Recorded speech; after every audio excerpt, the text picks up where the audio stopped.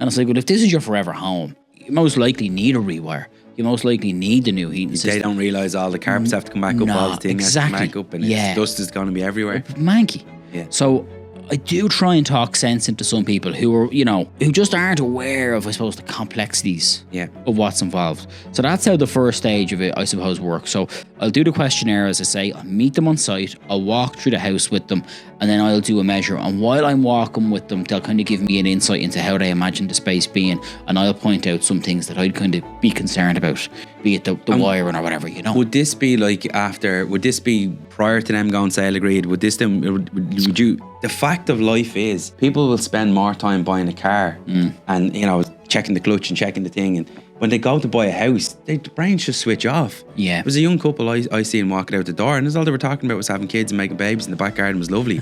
I was like, you don't realise what you've just even attempted to bid on there. Yeah. Like, no brains. But do you go on viewings with people, or? Yeah, so I suppose, like...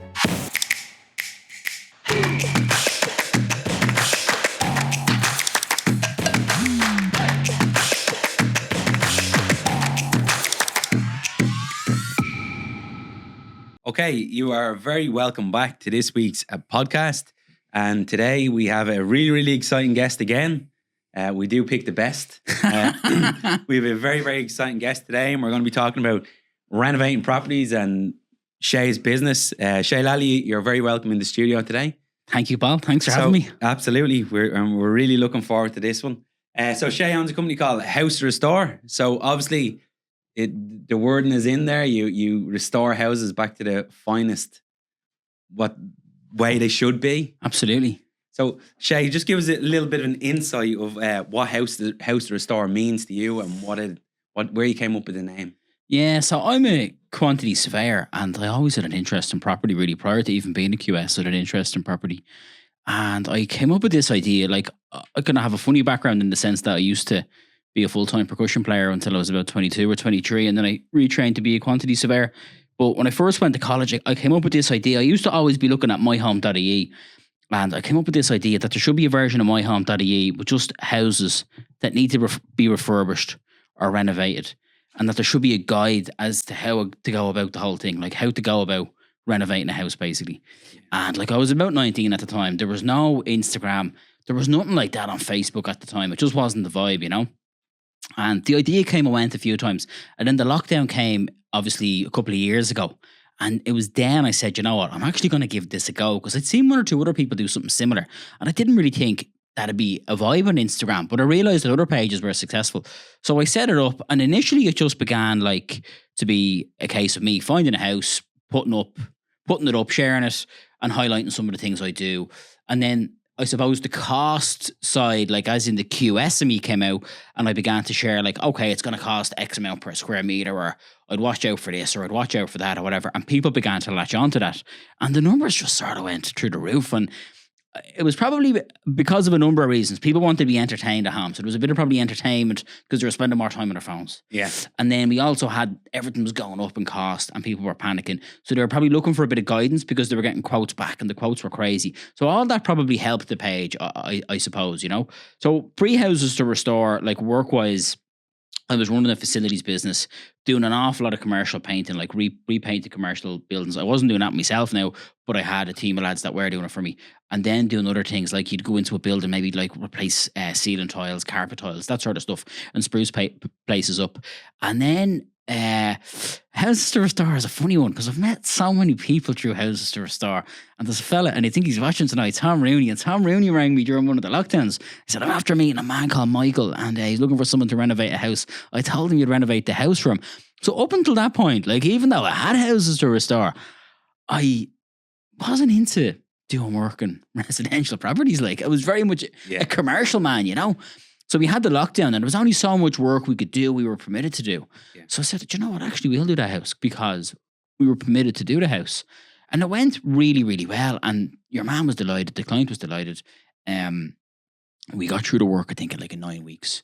We kind of, tarted the house up, for want of a better word, in the space of 9 weeks. And he turned around to me and he said, I'm after doing a similar job in Limerick and it took me 9 months. How did you do it in 9 weeks? And that kind of snowballed then, and I just began to take more and more on.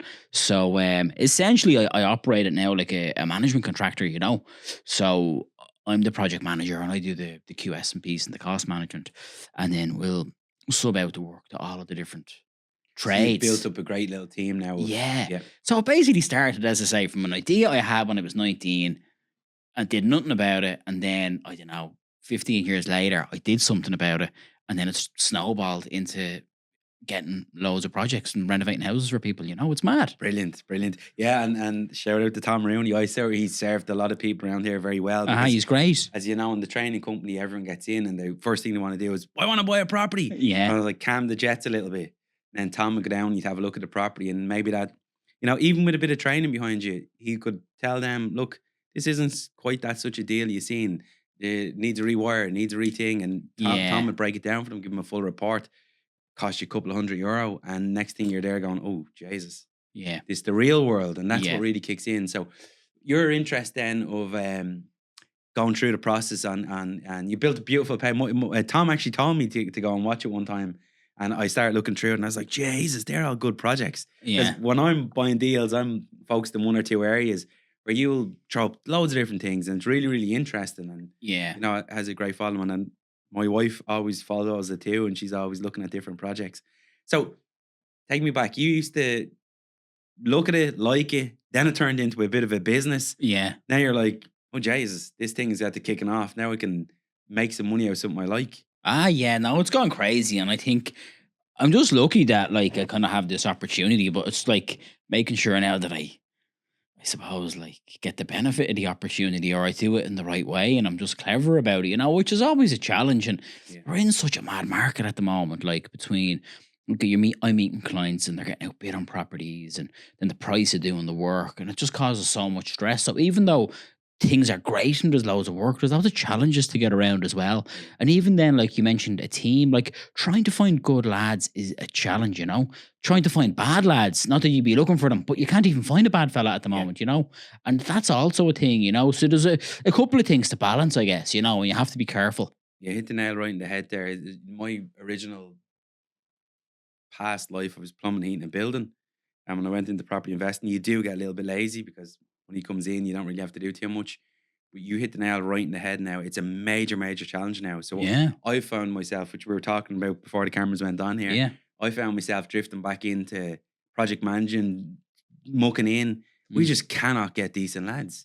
We just can't get them and hold them. And if you do get them and you do hold them, you're paying them a chunk. Serious money, Yeah. So that leads us to again, and sometimes when I'm talking about this, people don't really understand it, but they definitely will, because you specialize in this because you're a QS. Yeah. So if you're looking in at a project, say, on House to Restore, give us an insight of what may trigger your eyes to see a project. When I'm looking at them, so okay, so with Houses to Restore, sometimes I have to pick stuff that's kind of clickbaity. Let's be honest, so I have to pick a project or find something that's, a house that's in, I won't say the middle of nowhere, but it's up for 50 grand. Yeah. That's going to attract loads of eyes because people want to see what 50 grand buys. Yeah. So there's loads of different types of projects. But then a lot of the time, I'll go after the stuff that I like, as in the houses that appeal to me.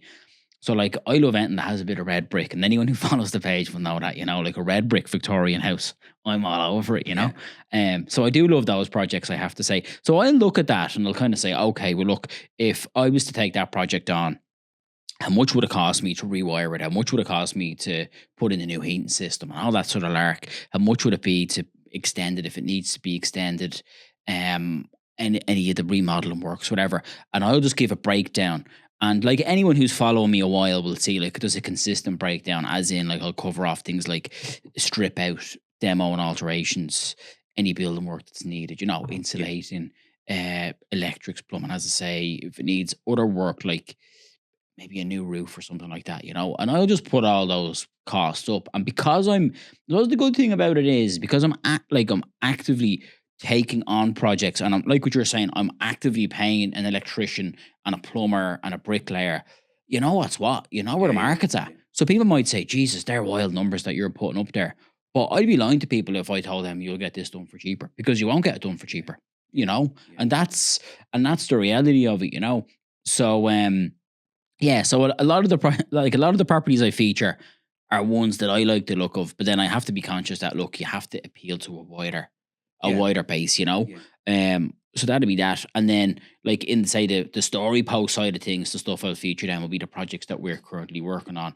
And I'll point out a few things or explain things to people. Like often I'll be talking about, insulated plasterboard. The average person who follows me has no idea what that even looks like. Yeah, yeah. So you might just show up a photo of it, or the client might have picked a nice colour scheme on a house that's coming to an end, and you might throw a few photos up, and then you'll get a few questions about what colours are they, just for a bit of engagement, because people love all that. Yeah. So I suppose it's a mixed bag. And then the challenge with it is that because you get so busy then with work, it's difficult to actually be fresh in the mind to come up with really good content. Yeah, because you're dealing with the problem of the refurb, which is, yeah. So it's just having the time as well is a big thing. So we've been slacking out a little bit. Look, we all do. The content, Look, I mean, when you get really busy, life takes over, and you have to have a bit of a life too. I know you've put your heart and soul into that, as you can see in the page. Yeah. You really love it. Yeah. But again, you still have to have a life. You still have to go out with people, enjoy yourself. Yeah. 100%. Turn off. But again, that brings me back then. So, like my calling card when I'm buying properties is, say, Tom Rooney may have been in there, and or any surveyor. There's hundreds of them in the country, and Sharon and Tom has looked at this property in Dinar. Say we've just bought one down Dinar, red brick. Throw you the keys if you can have a look at it. But again, we would have bought one down there. It's red brick. It's sold for huge money. The people really loved it, wanted the project. Surveyor got in there, came back with needed new roofs, new doors, new windows, new heating system. Didn't add up to the bank, deal collapsed. Went back in the open market again. We're watching at this point. We track everything if we're interested in a project. Up in the open market, sold again for mad money. Same thing happened. Then the deal collapsed. That's where I go in guns blazing and try and get a deal. Yeah. But again, for that average person that may have got that over the line, like I know what it's like to refurb these things. You know what it's like to refurb these things. But these people that may be paying 600,000 for a house that needs what me and you can do, like how do you cost that out properly to say someone that might have said to you, Shay, I'm looking at this unit. It looks like it needs a good bit of work. Well, I think it's like 80 grand. Sean's going to do a bit. Shay's going to do a bit. My uncle's going to strip it out. And then you sit down with them and say, obviously, well, look, let's look at this properly, because you're not going to be able to do it all. Both of you working full time. Your uncle might strip the kitchen out for you, but he's not coming back to strip down plasterboard ceilings. Yeah. And that's the thing. Like, you're spot on what you're saying. And like, you just meet a lot of people who are, I hate using the word, but there is a naivety there. And the challenge is, I don't know if it's because there's so many like property related TV shows, I don't know if it's a case of that, but I think people think they know more than they actually know, because I know myself, I run into problems every day of the week. I'm sure you run into problems every day of the week, and we're both around it the whole time, so there is a naivety. So I suppose part of the process that I have when I'm dealing with clients is I start off with a home renovation assessment. That starts off with a questionnaire. I'll send them the questionnaire and ask them to fill it out. There'll be questions like, how long are you planning to live in the house? Do you want to extend? Do you want to just remodel? Do you want to renovate part of the house, all of the house? I'll try and get a kind of like an understanding of what they really want. Yeah. And then the next stage is I'll go and I'll meet them in the house and we'll have a look at everything. And I do try and get people to think long term, because sometimes people think, well, it doesn't really need a rewire. And sure, the rads are grand. And they're saying, well, this is our forever home. And it's like, well, if this is your forever home, you need you most likely need a rewire. You most likely need the new heating system. They don't realise all the carpets have to come back up, all the things have to come back up, and dust is going to be everywhere. Manky. Yeah. So I do try and talk sense into some people who are, who just aren't aware of, I suppose, the complexities of what's involved. So that's how the first stage of it, I suppose, works. So I'll do the questionnaire, as I say, I'll meet them on site, I'll walk through the house with them, and then I'll do a measure. And while I'm walking with them, they'll kind of give me an insight into how they imagine the space being, and I'll point out some things that I'd kind of be concerned about, be it the wiring or whatever, Would this be like would this be prior to them going sale agreed? Would you, like, do you do a service where you'd nearly go on a view? Because imagine if someone, like, and we have to, like, this is the fact of life is people will spend more time buying a car and, checking the clutch and checking the thing. when they go to buy a house, their brains just switch off. Yeah. There was a young couple I seen walking out the door, and that's all they were talking about was having kids and making babies in the back garden was lovely. And I was like, you don't realize what you've just even Yeah. attempted to bid on there. Yeah. Like, no brains. But do you go on viewings with people or? Yeah. So there's suppose like there's a couple of times when I'd meet someone. So one would be someone has put in a bid and it's been accepted. Okay. So I met one girl last week. She was looking at buying a house and she wanted to see ultimately if her budget would cover what she wanted to do. So she was at the sale agreed point. I'm meeting someone tomorrow. They own the house. They've been living in the house. I don't know how long they've been living in the house, but they're now at a stage where they want to renovate the house. Yeah. So they'd be, I suppose, the two most common types of people. I'm always a bit worried about when I go and meet someone who's gone sold and isn't really sure what they're letting themselves in for, because something that they might think is 100 grand and then it ends up being 200 grand. Where does that leave them? Yeah. But yeah, so the two most common things are the sale agreed stage or someone who's actually lived in the house for a while. And that's actually not a bad place to be. I think a lot of people, particularly Irish people, like the idea of buying a fixer upper, doing absolutely everything to it and then moving into a show house. But they've no idea of where the light comes from, how the house flows, and what they actually need from the house. Yeah. So I think when someone does live in a house for a little while, I think there's actually an added benefit to that, Yeah. So they're the two stages, and it's something that people can book in for through the Houses to Restore website. There's a booking portal, and that's how it works. Essentially. And then they have the comfort of having someone there by the side before they spend 2, 3, 4, 5, 6. Yeah. I don't know. You probably like looking at your page. Stuff goes into millions. So, mad money. Yeah. Yeah. Mad so money. I mean, if you're going to spend that money and you've never even talked about a property, you'd be absolutely crazy then not to try and jump on and learn something, or maybe take you along to the viewing with them. And I put like a spreadsheet together, so like all of the costs will be there from start to finish. And then if there's things we're discussing, like say the house last week, just because I was doing it up earlier for like, so it was fresh in my brain, there was a talk of like, making the two reception rooms interconnecting, but it was something that was up in the air. So you can have a section where you have all these additional items or these ideas, and you can kind of see how much they're likely to cost. So as a result, then someone gets a feel for what they can afford to do, essentially, and you can break that budget down as well. Like you can say, right, these are the things you have to do. Like, you have to rewire it. You have to put in the new heating system, depending on the condition of the house. You have to replace the roof again, or new windows or whatever it is. And then there's some things that, like, say a kitchen, they need to fit a kitchen. But then there's another list of things that are nice things to have, but they don't necessarily need. Like they might have no kids and they might be buying a 4-bed house. They don't have to put carpet or floors into the 3 other bedrooms because they don't need them immediately.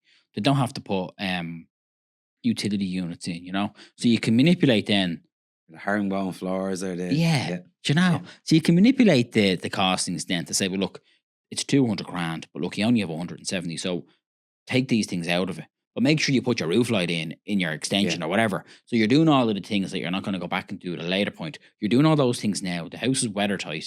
And then it's kind of like the fit outside of things. You might just put some of those parts on pause and phase some of those parts. So that's how that's done. And I personally think, and it's not because it's me that's doing it, I think I'm shocked there's not more people offering that service. I have to say, like, there's not many people going out and doing it, and I'm really surprised at it.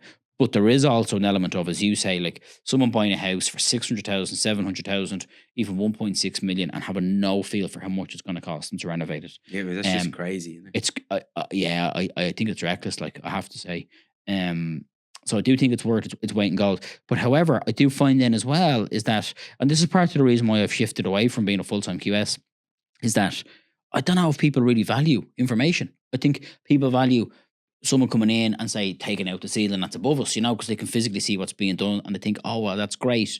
But you could put 100 grand into a space, and loads of people I meet don't want to engage with an architect or an interior designer or anything.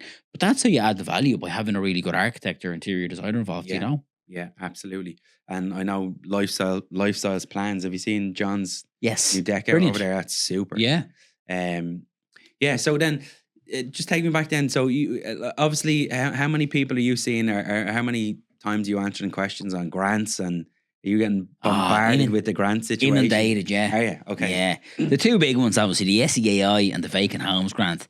Like the Vacant Homes Grant, it's great in theory, but it's a bit of a nuisance, let's face it. It's a bit tedious to try and actually get approval. And then the drawdown, I don't know what the statistics are on the drawdown, but I think they're pretty low, aren't they? Like, I'm not hearing I hear a lot of people talking about it. Yeah. But and you got a lot of auctioneers saying, well, no, you get the 70 grand grant. Yeah. And the people are like, there's another 70 grand, I told you. Yeah. I'm like, Jesus Christ, are you going to, I don't know if that's going over the line fully. Obviously, I've heard of a few that got it. Yeah. But I mean, the processing behind that isn't as easy as it looks. No, it sounds simple, but it really isn't. Yeah. It is a good idea, to be fair, but it's just the logistics of it or the practicalities of it aren't Absolutely. really working. It's not fit for purpose. I do think, in my mind, and I thought it was interesting. I was kind of keeping, I wouldn't be political, but I was keeping an eye on the local elections and stuff like that, And in some ways, it is a local issue, maybe more so in rural Ireland. And there was no one kind of really talking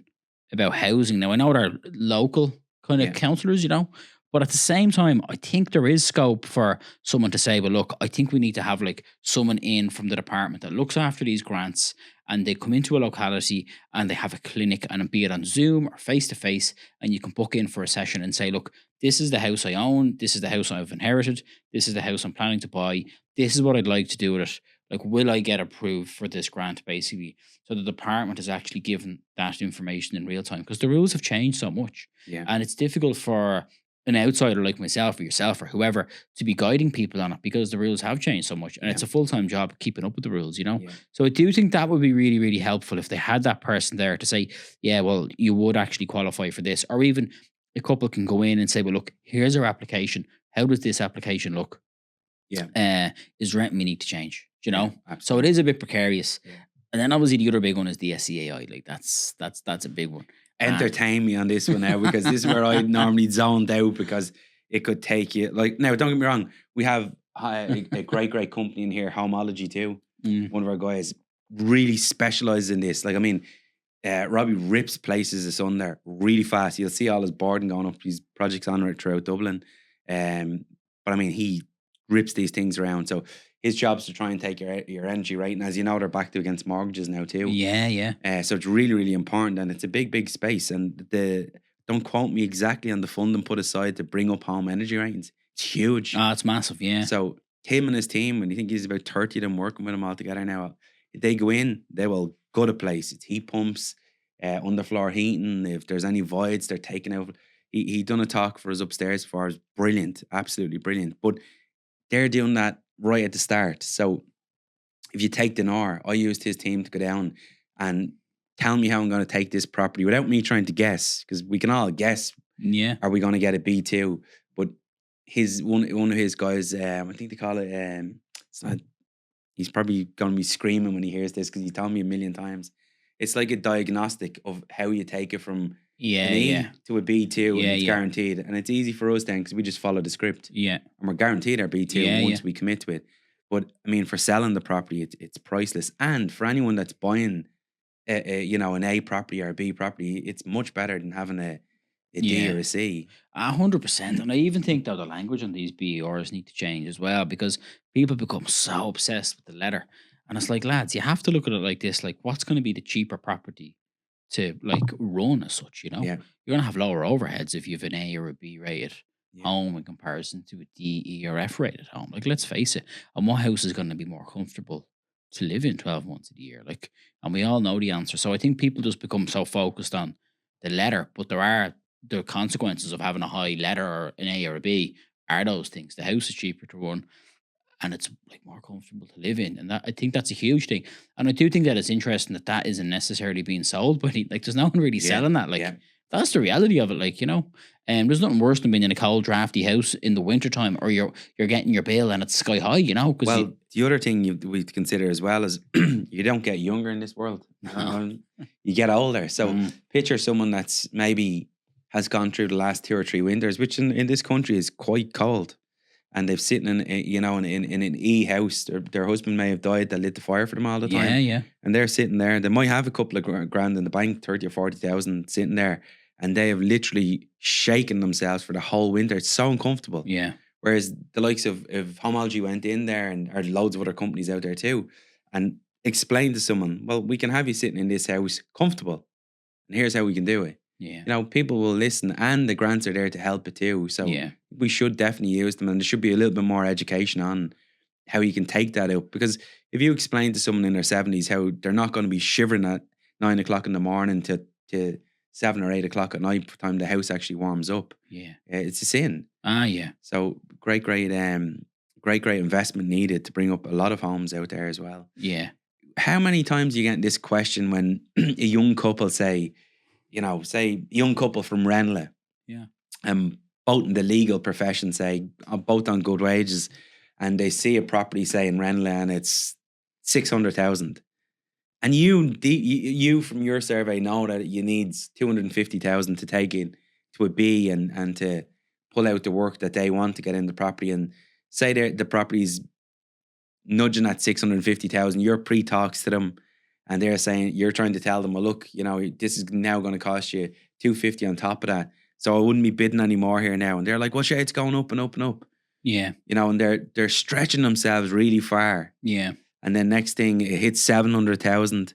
The 250 work still has to be done. Yeah. Then they start to try and tell themselves about their uncle, their auntie, and maybe the few bob cash they have. But realistically, when a building team needs to go in, you're definitely going to get that 250 build. Yeah. How many times do you feel that's happening out there in the market now with the way markets are going? Yeah, I think it's happening a lot, and I think people are really pushing themselves to buy things at an inflated price. But I do also think like they're kind of probably caught between a rock and a hard place, because if they don't buy something at a slightly inflated price, because we've such a poor supply at the moment, realistically in a year's time, that property isn't going down in value. It's probably going to go up further, and that's the challenge. And I think that's the mindset a lot of people have. So people are putting themselves under pressure to go beyond where they should go. And I think that's why the market is just so crazy. I think there's just panic at the moment. Like that's just my take on it. I think it's a different conversation if it's a couple who want to live in Ranelagh for the rest of their days. They were renting down the road, they love it, and one of them's from around the corner, and they've been living there for 5 or 10 years together, and they really like it, and they're looking to buy there, and they're going to set up home there. I think in the grand scheme of things, the 50 grand is irrelevant if they have the money, if you know what I mean. Yeah. But then there's other couples that just have to pull out because they realise, Jesus, like the price of this house, and there's exactly as you say, and they're just at a situation where they only have, for argument's sake, 750,000 euro. The house started at 500. They knew they'd have to put 250 into it. It's way beyond their league, and it's just not happening for them. Yeah, it's not happening for them. Yeah. And so you have two types, I suppose. Yeah. It's crazy because, as you said, there is a major supply issue out here. Oh, yeah. And people are getting pushed over the edge. I spoke to an auctioneer, interviewed him probably about a year ago, and he said, yeah, we're at the top. Everything's gone relax now. Yeah. That's a year ago. We must have went up 15 or 16 more percent since. Yeah. And I spoke to him about 2 weeks ago because I was trying to buy another unit off him. And same thing, he said, how wrong was I? Yeah. Like, we just completely are wrong. So where do you, like, with your expertise and you're watching all these properties and you probably watch them to the end till they sell, and what's your expertise with the market now? Where do you think we're at with it? What do you think we're in a dangerous place? Do you think this is the new money side of things? We just don't think what's going on is sustainable. Like sustainable, and I know we all talk about, CO2 emissions and all as being sustainable, but I just don't think property and building and everything in the country is sustainable at the moment. It's not working for us in any shape or form, and that would be my worry really.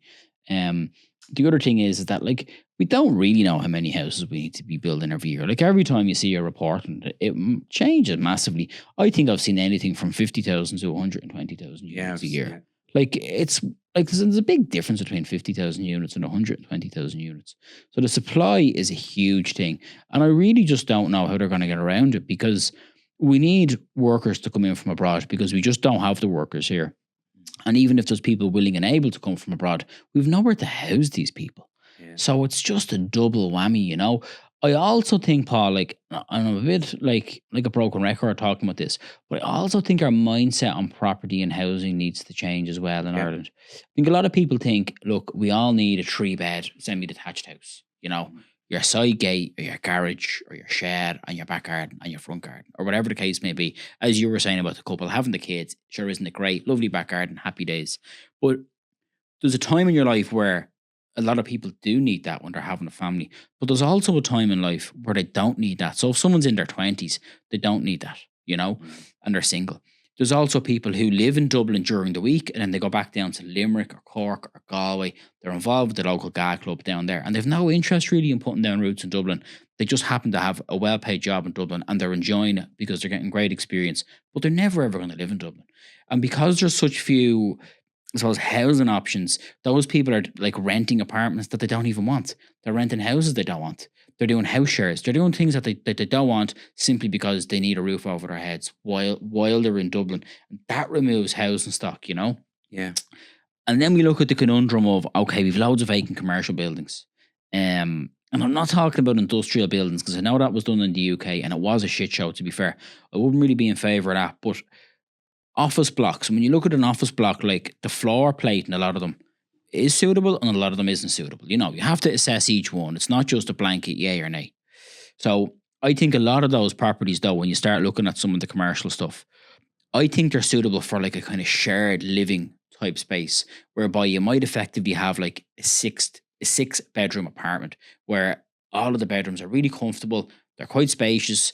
There's like, say, a desk, a really good, you know, shower room, ensuite. And then you have a nice, comfortable living space. There's a communal kitchen, communal sitting room space, whatever. And it means then that there's a lot of people who want a place in Dublin or people who are maybe here for a couple of months or for a year or something, and they have something that's suitable for them.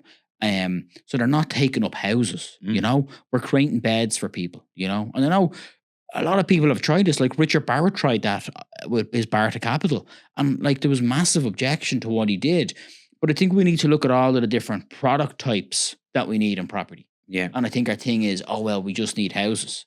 We don't just need houses. And I think if we did that and we had those sorts of units, I think it would free up a lot of houses and provide a lot of accommodation. And it would also make it easier for people to come from abroad because they'd know, well, look, there is actually some accommodation there for me. I'm only going to Dublin for 2 years. Yeah. I want to make money. I don't want big rents. That bedroom would suit me down to the ground. Sure, I'm going to be out working 6 days a week anyway. Yeah. You know? So commercial to resi buildings. Yeah. Yeah. We done a course in that last year? Commercial to resi course, great course. Yeah. Opens up your eyes to a lot of stuff and opens up your eyes to a lot of planning issues. Again, tricky buildings to work in. You need to know your stuff. Yeah. So we would have broken the whole thing right back down, showed a different few projects. And there's definitely room in the market for that. Like you drive around Dublin at the moment, these buildings are sitting there and people are not looking at them. Yeah. They're either think, oh, this could be the other thing that's happening. It's just far too hard work. Yeah. Which it definitely is difficult to do. Yeah. Or else their eyeballs just aren't on them. Maybe investors, their eyeballs just haven't quite twigged that lump of gold can be very profitable and it can serve very, very well if done correctly. Yeah, I think like I did a radio interview on this and there was a chat about it, you know, and a bit of a debate about it. And someone made the argument that these buildings, like sure, someone took the risk out of them in the 60s and the 70s because someone dug the ground and they did all that sort of stuff. But let's face it, like if you're buying an old office building, no different than buying an old house. There are going to be problems. There are going to be things like rise and damp. The roof does have to be replaced. There's a massive thing with those ventilation, like general M&E, because the M&E in a commercial building and a resi is just totally different, obviously, you know?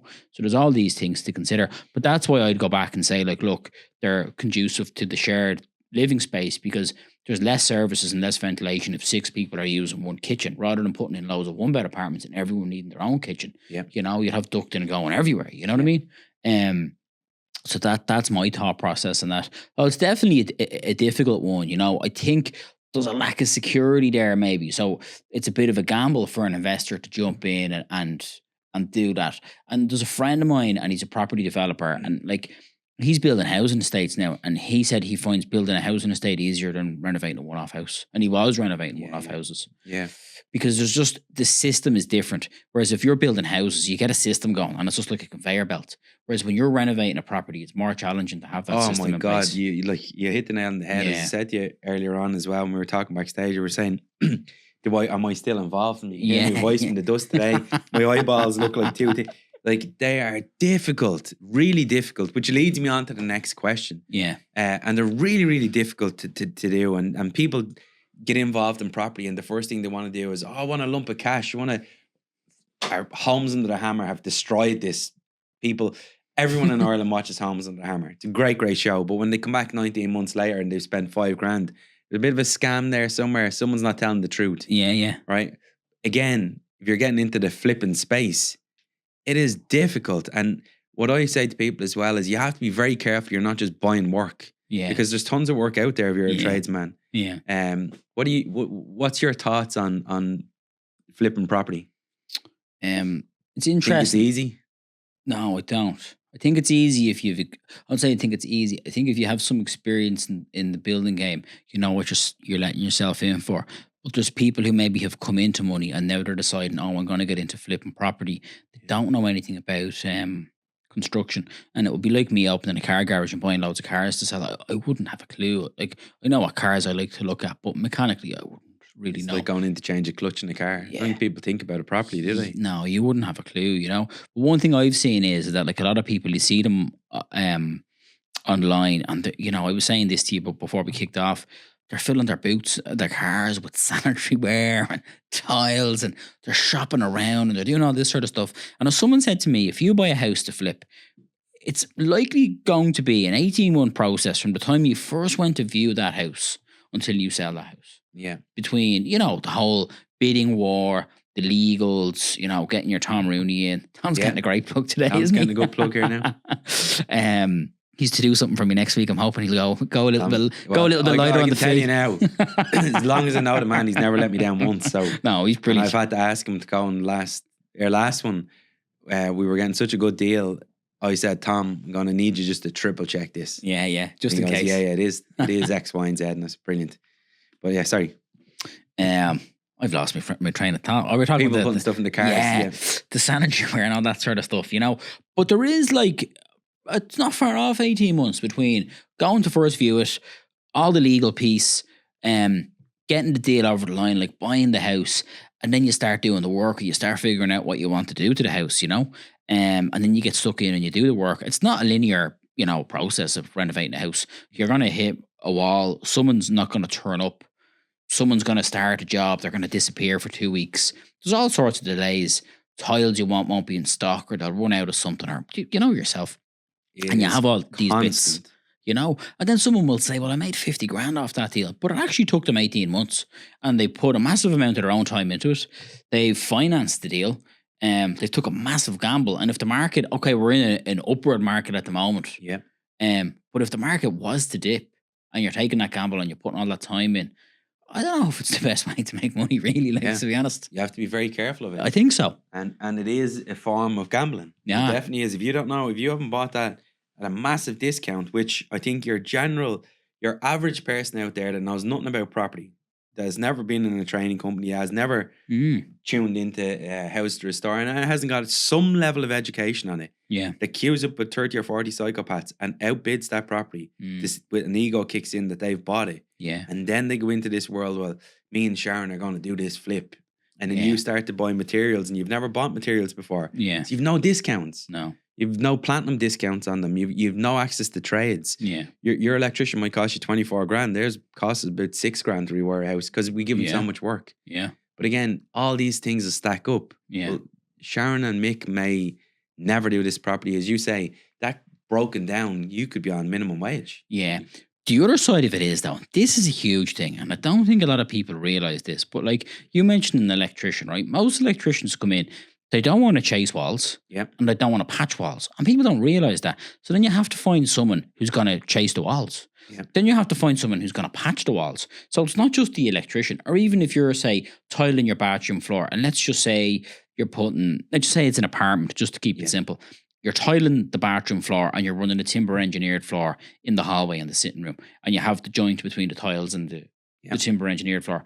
Unless you are very, very clear with the carpenter and you say, look, there's going to be tiles in there and I want you to do this here and whatever, and the floor is 18 mil or 12 mil or whatever it is, and I want you to put a bar in there, and you're that clear with them, that bar is most likely not going to go in there, and you're going to end up with a joint between the bathroom and the hallway. And I know that that's just a little thing, but it's just a simple example of what loads of people can relate to. Like, the building game is rampant with things like that. There's loads of little jobs. They're painful. Yeah, but you need to have the experience to pick up on all those things. You need to catch them all. So when you're meeting the carpenter on day one, you need to say, okay, I need him to lay the floor, hang all the doors, do the skirting boards or whatever. But I also need them to do half a dozen other silly little things. Yeah. Yeah. And that's the thing that will catch loads of people out. And they're the things that will cost you a fortune in the long run if you're not on top of them. Are most of your people that you're like QS and coming in and you're project manager for, Yeah. are they all on the day rate? Are they all on price? Are they Price? Okay. Yeah. So you're finding the price. Just give me a full list and then I'll do what's on the list. Yeah. Don't ask me to do anything else. Yeah, well, look, something else might crop up. Like, let's face it, in the old house, like a Victorian house, if you got like a Victorian terrace house, you start taking off plasterboard in the return of the house, there's likely to be an issue with the joists. You know, you might have to double them up, you might have to replace them, you might have to do whatever. You know, it's not uncommon to strip a wall, and particularly on those returns, whatever way they're built, there's always an issue with them. To be honest, just shout one out now. Well, that caught me. I might as well tell you about it. So the coven down in the north, we took the coven off, and there was no coven in the back room. We were opening up the 2 rooms. Yeah. So we're putting a set of pocket double doors in. We're going to open up the room. So of course we had to match the coven, or else take it all down. Now, that coven was done with. If anyone knows the coven down there, it was done on site. It was bonding compound. It was shoveled in. So we're insulating 100 mil on the front wall. Naturally, we had to take it down, put the chisel up to try and pop it. Realized it was bonding. I was like, oh my God. Eventually got it all off in pieces. That's gone. So we're talking now about getting a new bit of coven made. It's massive money. Oh, well, this caught me out by... Yeah. Anyway, so the meter is probably about 5 meters at the front. And then I said, well, if we're opening up the 2 rooms, I have to get the back room done. Yeah. So the coven is... big. 280 mil, 300 mil thick. Has to be pre-done. Yeah. So we used the crowd in Dublin Coven. I'll put up the link to it anyway. But that was $2,000. Yeah. I did not see that. Yeah. He was like, Paul, I had to redo all these. And the poor devil, when he got there that day, one of them had snapped on him. Yeah. Whatever way he'd do a back and film piece with it, snapped in half. He had to go and redo another one. But it was $2,000 and it took 2 weeks to do. Yeah. And like, that's a massive, massive thing. If you were on investor finance there, or it was your project. Yeah. And say that wasn't accounted in there for, you may have allowed a couple of £100 for coven. Yeah. That's $2 more grand you have to go to the credit card for. You have to go to the bank of mum and dad or your own funds. Yeah. It's massive, cost. yeah. But it is all those things, and it's all those jobs of who's going to pop the coven off for you and all this sort of stuff, you know? Yeah. They are all, as you say, like, so you have to have an eye to foresee all of these things. Yeah. And I remember, like, the first job I took on years ago by myself, it was so basic. There was a lad I knew who had a gym, and I was predominantly QSing at the time, like at a private practice, and I kind of had the idea of going contracting, you know? So Andy, who had the gym, said, look, I need to do a bit of a landlord reinstatement here. Like, there's 3 things I need. I need the ceiling. Something happened to the ceiling in the toilet. He said, I need that all skimmed. I said, okay, grand. And then he said to me, I need the place painted. And then he said, I need the place cleaned. I was like, that's fine, right? So I knew a cleaner, I knew a plasterer, and then my dad was a painter. So I was like, that's grand. Boxed off. Happy days, right? So I did it for him anyway. The plasterer came in, obliterated the place.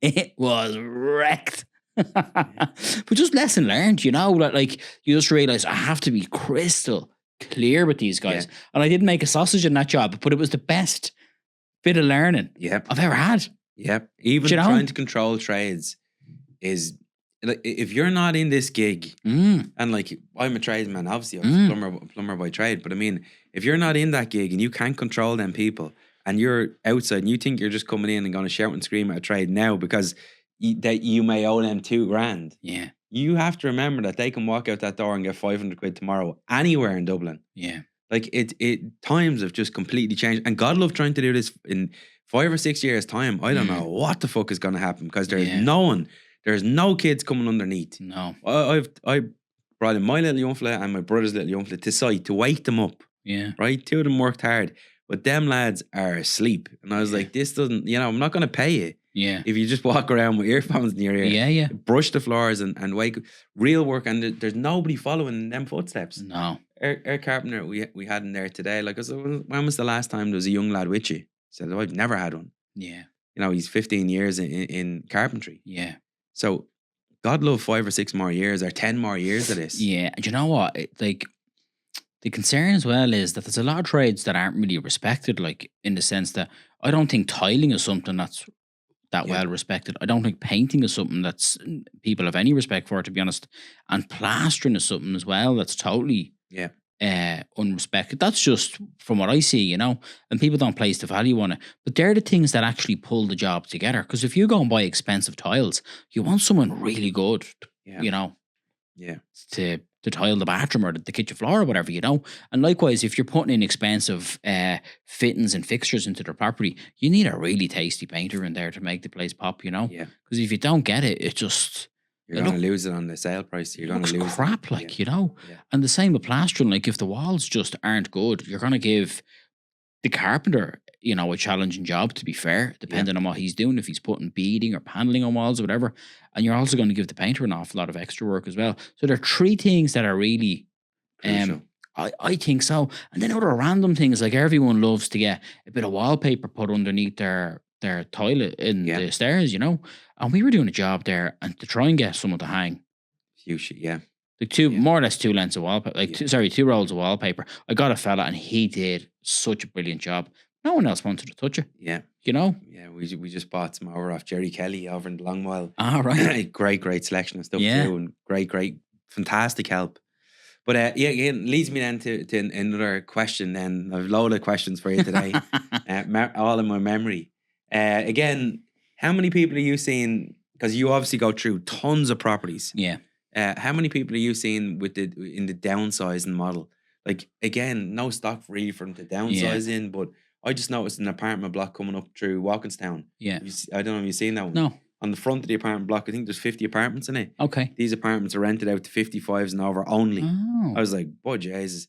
So obviously a lot of old couples in Walkinstown, 4 or 5 bed houses. Yeah. They're obviously low energy rating, perfect time to sell. Yeah. And then they go and rent one of these, and they know it's a low key community that they've lived in all their life. Yeah. And they're nice high end A-rated apartments. Yeah. How many people would you see? Because I see you pop stuff on Fox Rock and very few. Very few. Like, genuinely, Paul, like next to no one. And I think the big concern is, I think people have this idea, I'd love to do it, but their worry is that, well, what if we sell the family home and we can't buy something? Yeah. The other side of it is then as well, and this is a crucial thing in property as well, I think, and you've probably copped this yourself, but there's so many people at the 400,000, 500,000, 600,000 euro price point. Yeah. Probably the most heated price point, I'd imagine, right? And a lot of these people are selling the houses that are 5 bedrooms, the Fox Rock houses, all this sort of stuff. A lot of those houses, I know it sounds mad and all, but they're 850, 950, 1.2, 1.5 million. They're big dosh. Yeah. You actually get better value the higher end of the market than you do. Like, 1.5 million is going to go and get you a lot more than 600,000 euro at the moment, because there's less people at that 1.5 million bracket. Obviously, you have to buy right and whatever. But that's just how I've sort of seen you've hit the nail on the head. Our financial advisor, Ask Paul. Yeah. He says the exact same thing as that. Yeah. And he often even says, for young people coming up or people that's getting out, you're not buying a house, you're buying the mortgage. Yeah. Which is true. Yeah. You're like, if you've gone through, we've done 3 or 4 mortgages last year, man, it's so fucking stressful. Pain in the arse. It is so stressful. Like, if you're at the raising private finance and you're trying to exit out. Yeah. I mean, and you've got these things changing all. There's still a scoop there, actually. We were at an event from there last week. But I mean, if you've got all them different challenges coming at you, and you've just completed a refurb, your brain is mashed potatoes. Like, it's hard work. It's not easy. Yeah. So I think the big thing is, I think a lot of older people, like, they're very much like, okay, well, I'm only getting that for me 600,000 euro. I'm on, Yeah. And I think there's a bit of that going on as well. And again, it comes back to what I was saying about the property types. I think that shared model that I mentioned, there's definitely scope for more retirement villages and more developments like what you were talking about. 100%.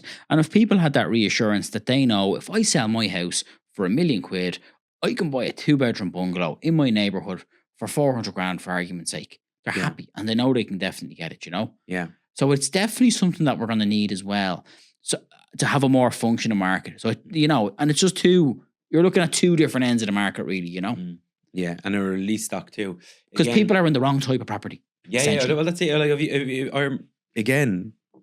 if you've got one person living in Dalkey and they've lived there all their life, and they're 77, and they're trying to downsize to a smaller place in Dalkey. Yeah. I mean, there's nobody there for that transition. Let's No. say that the old man died and the woman's on her own, and she's in a property that's worth $1 million. Yeah. But to her, it's not, because she can't get up the fucking stairs. Yeah. So That's another fantastic business. If someone could align that business, but again, they're going to run into stock issues. Yeah. You have to try and find the property, and then if you've got a woman, say in her 70s, or they've lived in a certain way all their life, you have to try and I can only imagine this, but you're going to have to try and replicate what she had to this smaller bungalow Very difficult. and release that stock, mate. Yeah. Great Remember business. seeing something on TV or something, and there's someone that actually specializes in doing that. They kind of Okay. go into the family home, like the big house, if you like. Yeah, Excuse me, take all the bits and then make the smaller house look like kind of look like the old Yeah. house. you Well, know? because change, a lot of people don't like change, but unfortunately, if they haven't gone up the stairs for years, and they maybe, I know one person in particular was living from their sitting room now because they couldn't go up the stairs and they didn't Yeah. want the stair lift, because these people get, if you have pride in your life all the time, and yeah. the last thing you want to do is say, I can't go up the stairs, but they Yeah. need to have a company or a business to be able to go in and say, well, look, there is a 6 units coming at the top of the road, which are a downsized bungalow, and it's a gated Yeah. community, and it's lovely and it will work for you. Yeah. And I think that's a lot of things. I believe the planners are a little bit more lenient on, now I don't know, I'm only hearing this from the grapevine. Yeah. If you're doing a development of 12 units Yeah. and it's to do with downsizing, or it's Yeah. to do with residential, it's to do with community living for older folks, Yeah. they're a little bit more lenient. They want them, like they really Yeah. need them. So that was the big challenge is, right? And here's the thing. This is the way my brain works sometimes, is that the first generation of those retirement villages is sort of easy, right? Yeah. So the ones in Walkinstown, they're a doddle, right? And let's just say you could buy them and they were 300 grand, just for argument's sake. So you sell your house and you buy it. And then someone dies, and like that couple or that person that's living in that dies.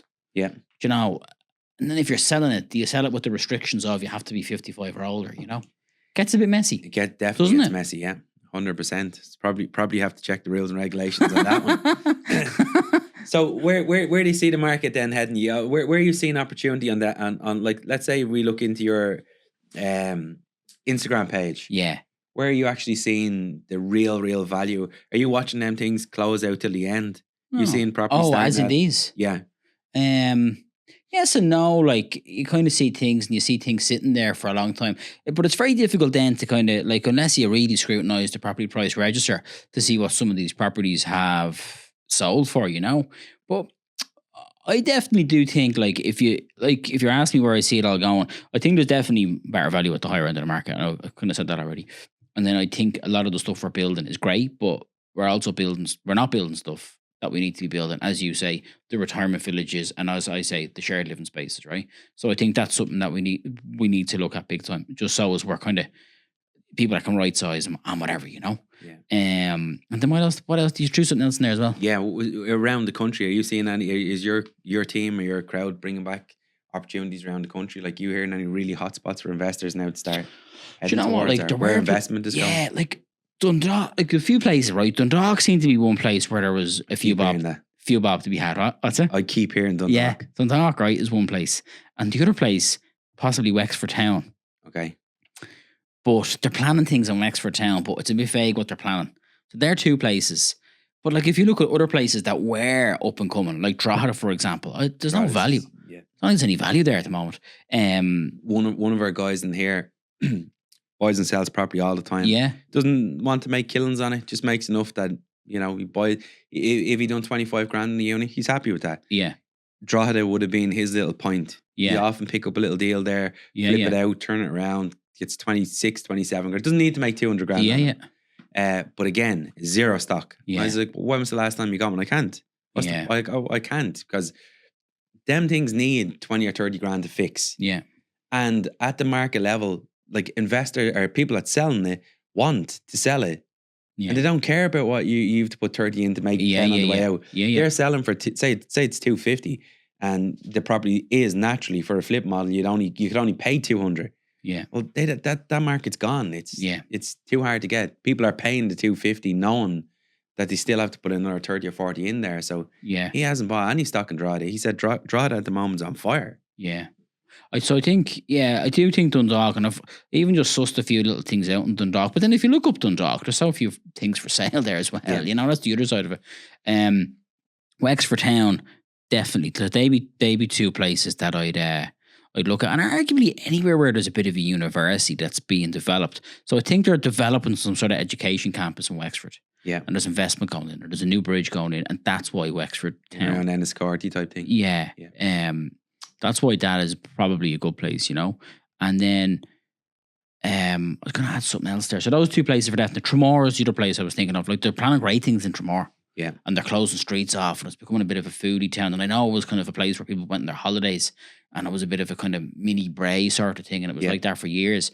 But I think it's like an up and coming place, and there's great plans. Keep your eye out for commercial resi units down there too, that people might know the trick in there. Absolutely, because they're calling that the Copper Coast along there as well, aren't they? Like, it's kind of become a tourism attraction. I think, like, kind of Wexford.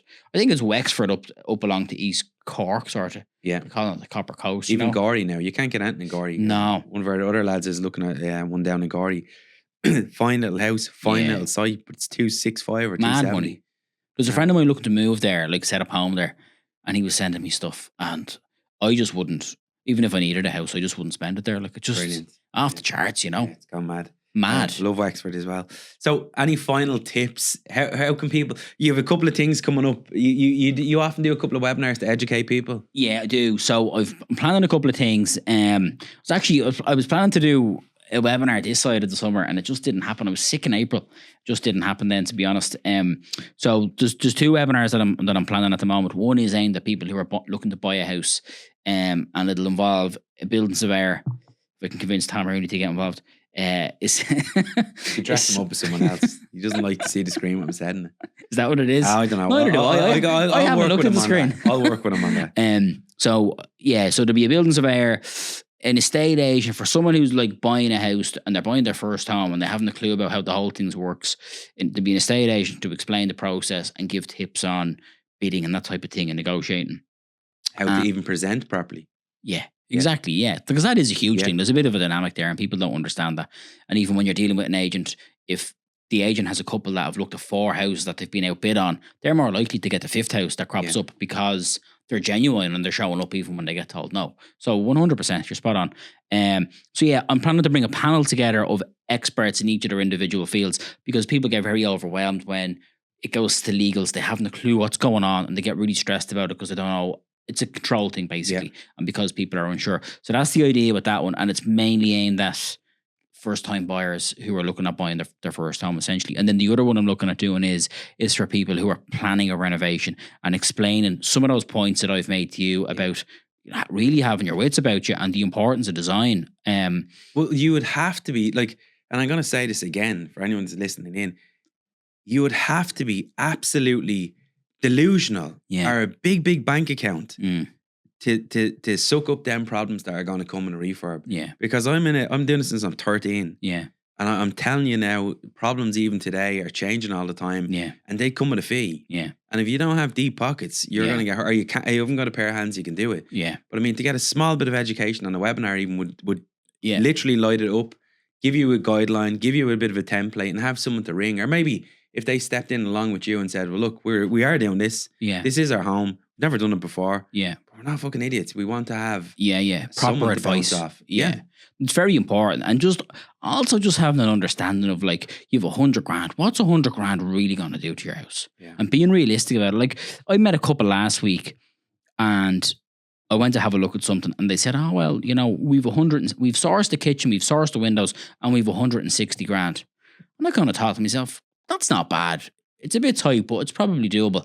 And then I said, just so we're crystal clear, does the $160,000, like, that's aside from the windows and the doors? And they said, no, like, the cost of them are coming out of the $160,000. Yeah. I said, how much are the windows and doors? They said, well, collectively 55,000. So I said, we're down to the 105. They said, yeah, 105.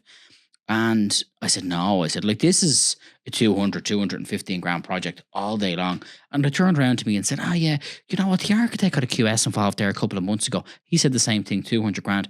And they didn't heed the advice. So if you're paying for advice and you're dealing with good people, listen to those people because they've done it dozens of times. Yeah. Do you know? Yeah. And it's a very painful trap to be in. If you're sitting there with a property half renovated and you're looking at your bank, you're looking at your uncle or, you know, you usually, if you've bought a property, and you've got to that point where you've got the keys and you may have got a strip out done. Yeah. Most of your money's gone. Yeah. Now you have to start thinking, where am I going to get the rest? Yeah. Unless mommy or daddy have big you know, and they're going to Yeah. fund you. But again, there's going to be a stop off of that too. But I mean, if you haven't planned this thing correctly, you are literally going to find yourself in a dark hole very quickly. Yeah, 100%. Just shout out the dates and then they're going to come in the next few so months. if whoever's watching, if you don't follow me, give Houses to Restore a follow. And I also have a website, houses2restore.ie. So if there is anyone watching who wants to say book in for that home renovation assessment, I also do Zoom calls with people, just if they're at the preliminary stage of looking at properties and they might be just trying to get a gauge of how much a certain type of house, you know, people that are looking at houses in Cabra and they might want to figure out, well, how much does it cost to renovate this type of house. So Fantastic. I can kind of cover that off in a Zoom. So that's all on Houses to Restore.ie, and I'll be launching then the webinars through the Instagram page. So the best thing I'll say is follow the Instagram page and the rest will follow from there. Brilliant. So it all happens on the Instagram page. Yeah. Lovely stuff. One last one then, and then we'll let you wrap up. And thanks a million for jumping over, and thanks a million for giving us some of your inside knowledge in this. What is the best property deal you've seen? Oh, Jesus. Because everyone gets to see the great ones. That one that you showed me in $1 million. No, that one that you showed me in Banagher 2 years ago. Oh, well, I still have that. That seems to I'll stack ask you up to quite slide well. back my bar of gold. That is that one. That is a great. I actually really like this. When I came in, I thought it was a complimentary bottle of aftershave, but look, no, it's nice. Yeah, the 1 million. No, that's the. That's what it's like, isn't that it? was our last podcast. We were talking about gold money. And, okay. So you like that project? Yeah. Yeah. Well, that would appeal to me, yeah. I said it to you at the time, yeah. Yeah. I think it's a clever one, and the way you have it at the back, there's scope for the sort of more townhouses, and then you have, I'm not sure what your plans are for the ground floor, if it's going to be a commercial or retail or what. No, But, no commercial, just all. already. Yeah, we're pre-approved Brilliant. now. We're all done. Yeah, so that's great. I'll shoot you the plans. You can have a look at them. Yeah, no, I think that's a really interesting one. Yeah, definitely. Yeah, lovely stuff. All right, Shay, thanks a million for dropping in. Thanks for having me. Thanks, you're absolutely brilliant. And look, onwards and upwards. And as I said, say to most people again, if you're struggling to find a studio and you want to do that debate and you want to have it here, we can get out 4 people for you. Yeah. You come in here and definitely, I'd love to listen into that one as well. Brilliant. All right, Shay, thanks a million. And Thanks, Paul. Thanks for listening in this week. And we will chat to you again with another great host, great speaker next week. Chat to you all very soon. So, folks, if you liked what we talked about tonight, don't forget to give us a like, a follow, and a share, and subscribe. And again, go and follow House to Restore Ireland. They've got some great content, and I'll keep you really up to date with the property market here in Ireland. Chat to you all soon.